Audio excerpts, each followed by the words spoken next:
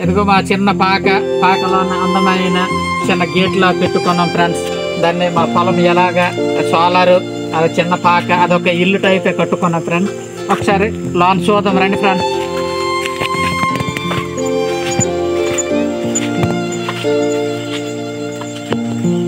ఇదిగో ఫ్రెండ్స్ మా పాక అనేది ఇక్కడ మొత్తానికి మంచాలు తలుపులు మొత్తానికి అన్ని లాకులు ఇవన్నీ తెచ్చాము. నీరు పోసుకోవడం కాదు అన్నిటికీ ఎన్నో సదుపాయము. ఈ కొద్ది రోజులు పోతే కరెంటు కూడా బిగించేస్తాం ఫ్రెండ్స్.